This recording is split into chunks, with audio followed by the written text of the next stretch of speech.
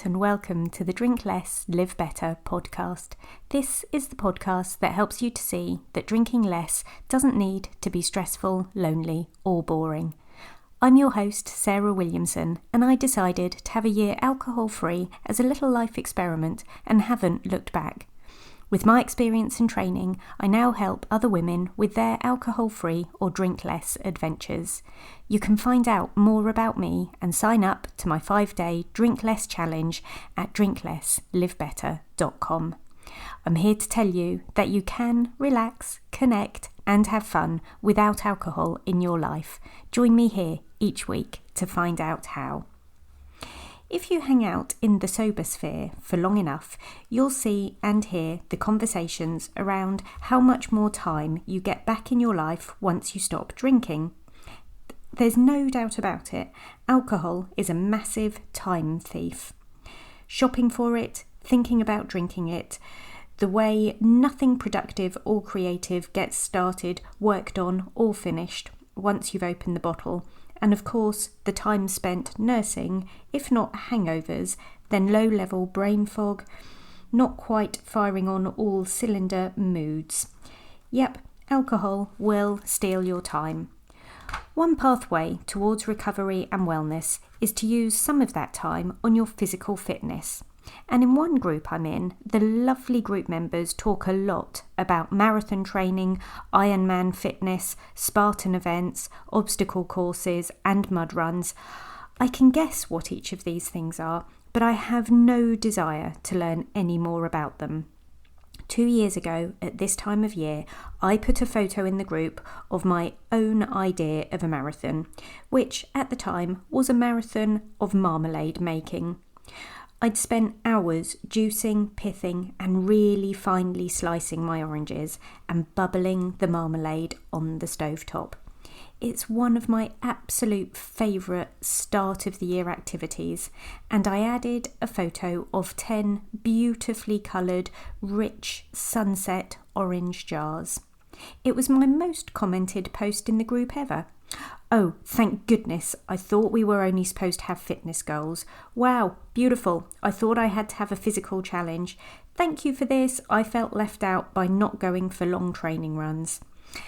And that's the thing. We all have different shaped holes to fill in our lives. We each have 24 hours in a day, but how we fill those hours needs to feel good for us all as individuals. So there's physical fitness and well-being. What other activities fill your emotional and spiritual cups? Well, this is the bit where I come on to talk about hobbies and pastimes. Some of us found some new ways to spend time during the pandemic. There was a surge in sales of jigsaws, puzzle books, board games. We took to picking up old creative activities like cake making and decorating, sewing, knitting, crocheting, bread baking, painting, drawing and a squillion other things. I was glad to see friends picking up old activities and reacquainting themselves with something they loved, but I felt frustrated.